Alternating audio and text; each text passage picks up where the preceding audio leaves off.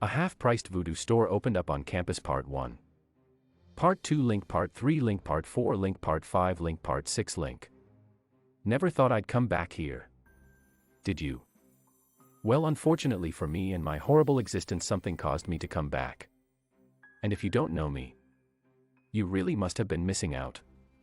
My name is Travis and I used to work at King Creole's half-priced Voodoo store.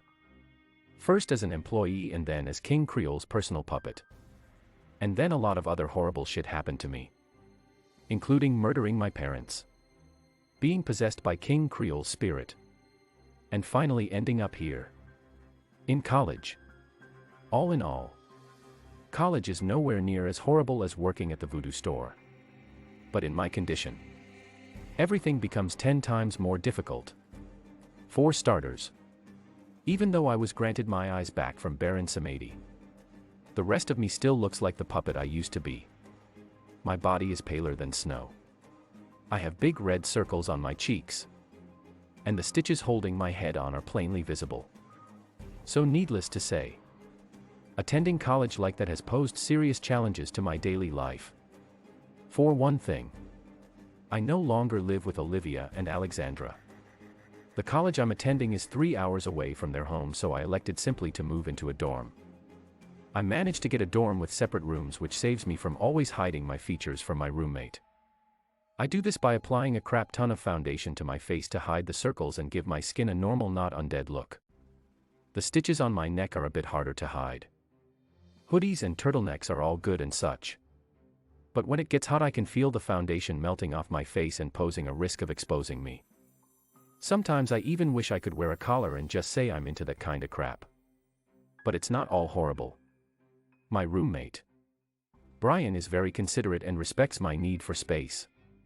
Our first meeting with each other was definitely awkward.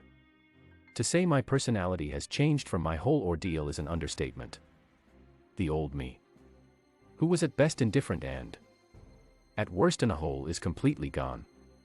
Replaced by the new me, timid, shy and afraid to be touched. "Hey man," Brian had happily declared when I first arrived through the door into our common area. "Travis." "Right. So good to meet you." Brian chuckled.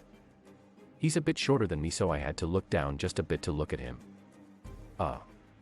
Yeah. Good to meet you." I nodded and looked around the place that was going to be my new home for who knows how long. "Where's my room?" I asked him softly. To which he perked up and nodded. "Oh. Yeah. You must be tired. Come and I'll show you." He went to put his arm around me to show me where we would have to go. But I instantly shuddered away from his touch and backed away a few inches from him. Please." I mumbled softly. "I am not good at the whole being touched thing," I told him, already feeling anxious and nervous about all this. But to my surprise, Brian quickly apologized. "Shit. Sorry man. I'm just a kinda handsy dude. But I respect that." He nodded to me and pointed towards a closed door. "Your room's right there. Go ahead and get settled. If you want, I can order you some food," he offered, clearly trying to make amends with me. That'd be cool," I told him, walking over to my room and thanking him again as I closed the door and let out a loud, haggard breath, sliding down the door and curling up into a ball as I did my best to keep the memories of King Creole and the half-priced Voodoo store down in the abyss where they belonged. I mostly spend my days locked in my room working on any homework I have or just staying out of Brian's view. He's a good guy, but I really don't think he's anywhere near ready to see the real me. I really don't think anyone outside of Olivia and Alexandra is. Although I do call them every night for whatever kind of support they can offer me. Olivia calling me big bro really does help make me feel better. Of course, it wouldn't be me if something terrible didn't happen to me on a regular basis. And it came as a double whammy. I was sitting in a lecture doing my best to keep up with the professor's points. But being out of school for a while really has dampened my skills at note-taking. All was going well enough until I was poked from behind by someone. I flinched hard at the foreign feeling and stared back in a panic. Only. Seeing a confused girl with a mechanical pencil staring back at me. Do you have any lead? She asked me. I stared mortified at her and nodded slowly, reaching into my hoodie pocket and handing her a container full of lead. She nodded thanks to me and opened it up to put some into her pencil. She kept eyeing me as I waited for her to return it. When she finally did, she told me something that really sent me sputtering. Your foundation is coming off, she told me as she handed me the little container of lead. I stared up at her in horror and quickly touched my face. And indeed I could feel it coming off from my cheeks. Wordlessly I quickly stood up and rushed out of the lecture hall, leaving everything I came with on the seat I had taken. Making it to the bathroom, I quickly slammed the stall door closed and pulled out my phone to see how bad it was. It was enough for the circles on my cheeks to be visible. I sighed as I took out more foundation and slathered it back on my face.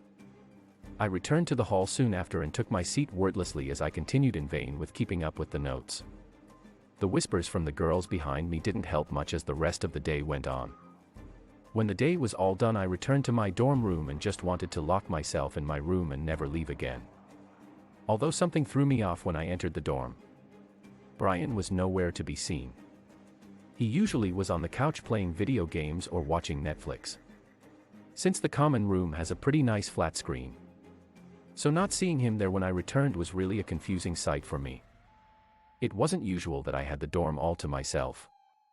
Although I wasn't going to risk taking my makeup off, I did spend a little bit outside of my room, going into the kitchen and just making myself a sandwich. As I was waiting for the bread to pop up from the toaster, the front door opened and Brain came whistling in. Hey, Travis.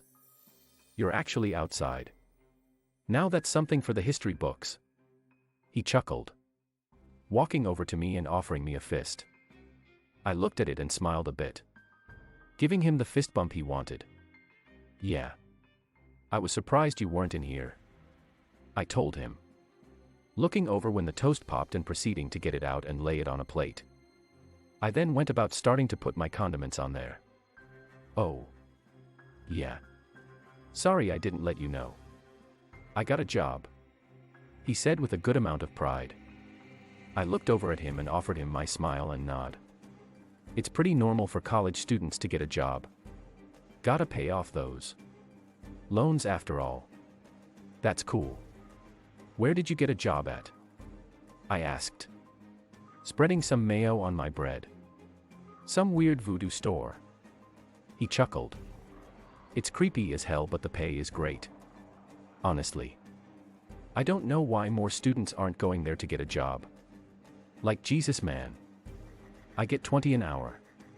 He laughed, going on to describe his job to me. All the while I was gripping the butter knife in my hand and trembling uncontrollably. What's it called? I asked him, interrupting whatever it was he was saying. I obviously caught him off guard. He was so busy telling me about the job that he had completely forgotten to inform me what it was even called. Oh right. Got a bit carried away with that. He chuckled, looking at my sandwich with some kind of envy.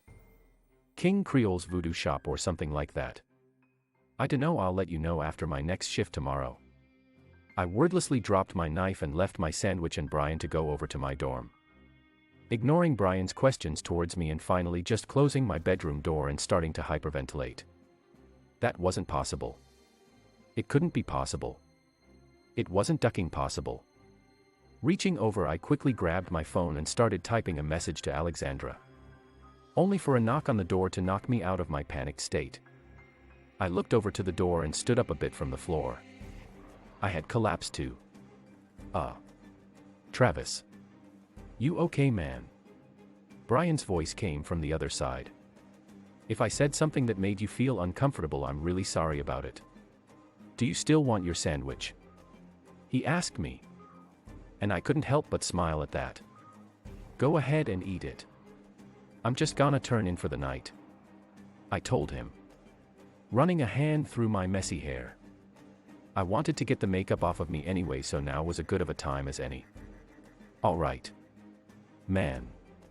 Take care of yourself there, Brian told me, knocking on the door as a sign of him leaving. And I was left alone as he turned on the TV and went about his normal schedule. I sighed and went over to my bed, getting some wet naps and starting to get the makeup off my face. As I went on, I couldn't stop thinking about what Brain had said.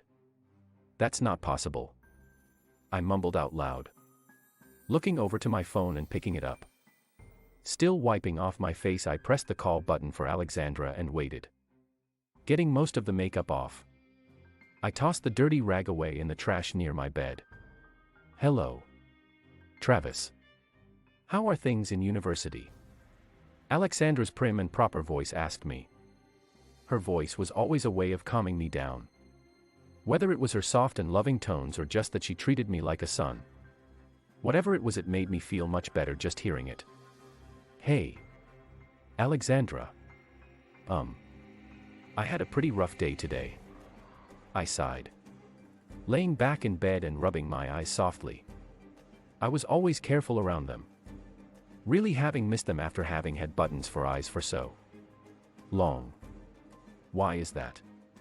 she asked me, clearly shifting in her chair a bit. She always gets serious whenever I'm in some kind of upset state or what have you. My makeup started coming off during class. I mumbled to her, wanting to get the least worst news out of the way first. I had to run to the bathroom to put more on. I explained to her, really just wanting to vent that embarrassing moment to her. "I'm sure it's much worse in your head than it is in practice," she told me. Which, while of little comfort, was most likely true. Most college kids have way more on their plate than caring about a weird dude who wears 2 sweaters all the time and wears makeup. But it still made me feel like crap. "Yeah. Probably," I told her, swallowing and getting ready to tell her what was really troubling me at the time. "And my roommate got a job at a voodoo shop that's opened up on campus apparently," I told her softly in a whisper. She was silent for a good while before taking a deep breath. "That can't be possible, Travis. He can't have come back," she tried to reassure me. I swallowed hard and opened my mouth to try and counter her point. But just remembering his button eyes, stitched up mouth and his voice in my mind led to me starting to cry. "I'll call you later," I mumbled to her, hanging up before she could tell me anything and just curled up in my bed as I tried to get some kind of hold over myself. "It's just a coincidence. He's dead. He can't come back. Never," I mumbled through tightly closed eyes. I repeated that mantra all through as I slowly drifted off to sleep. And that's when I had a dream. A nightmare. In it, I was sitting in bed, looking around in confusion, looking down at my hands and wondering why they suddenly weren't bleached white like they always were. I must have thought that I was awake or something. Slowly standing up and leaving my room, I entered the common room and looked around in more confusion. Brian wasn't anywhere to be seen. And I didn't have any urgency to get ready for class. Guess it was my day off or something. Going to the kitchen, I started making myself some coffee, yawning hard as I rubbed my hair and just wondering why everything felt so strange. It was uncanny and not really real. I just stared at the coffee maker as it made its noises and spit out coffee. "Travis. My boy."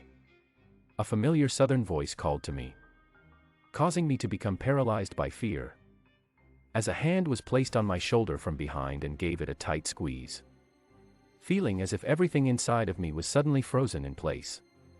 "And no," I whimpered, tears streaming down my face as I felt another hand come onto my other shoulder.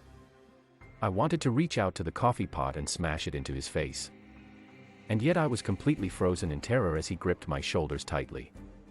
"You really have been doing well without me," the voice chuckled, his nails digging into my shoulders and causing me to cry out in pain. "For a puppet without strings, you really have distinguished yourself. Why, you're supposed to be dead," I mumbled back, trying to get away from the claws in my shoulders. But the more I tried to get away from him, the tighter his grip on my shoulders became. "I already died once. Travis, my boy," he said in that sweet Sanji voice of his. Can't really kill something that's already been dead. The claws suddenly let me go. Only for his hands to grab my face to keep me from turning around to look at him. I wouldn't look at me right this moment. Travis. I'm not decent.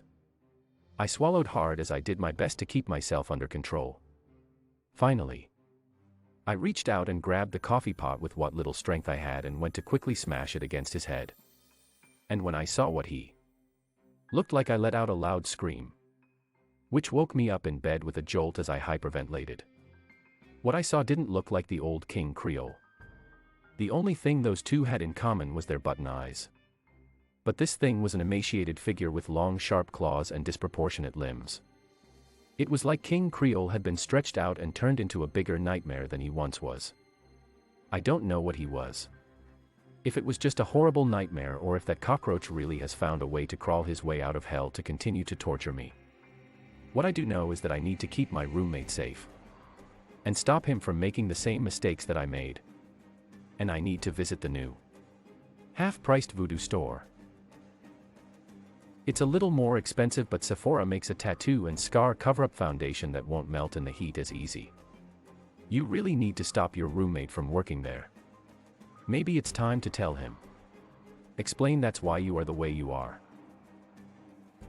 You can solve the foundation melting thing by making a shell for your face.